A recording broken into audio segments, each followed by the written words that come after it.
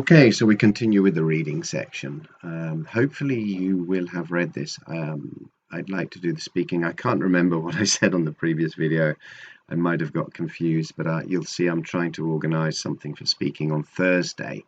So I hope you will have had time to read this lesson before Thursday, and we can talk about this as well. Okay. And the first thing I would like to talk about, just briefly, because it's not an interesting conversation really, is what time do we usually do these things, okay? Because this text is all about getting food, and not just food, but exercise and other things like this done at the best time of the day, the time that is best for our body, okay?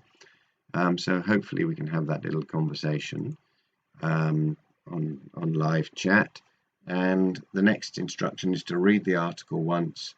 Do you or your partner, well, do any of the things in A at the times the article recommends.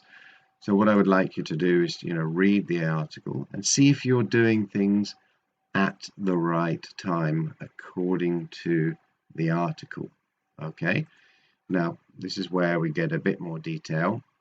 It says, read the article again and answer the questions with a partner. Well, and if you don't have a partner in your house to do it with, you'll be answering this part on your own, I think. Okay. And there are 6 questions. Why is it important to have breakfast every day when you're a teenager? What effect does caffeine have on us if we drink it between 2 and 5 p.m.? What's the difference between having steak and chips for lunch and having it for dinner? Okay, it's an interesting question. Remember, steak is meat from a cow, like a chuleta or a churrasco or a chuletón, something like that. They would all be steaks. Why should an early evening meal be delicious, according to the text? What's the best physical activity to do early in the morning and then in the afternoon?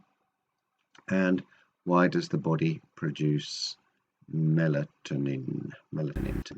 Okay, but you can make a note of that in your notebooks, or just a little note next to it in the book, however you wish. Okay, so that's your first reading task. Okay, and then when you finished that, you can look again and search the text to find 6 parts of the body.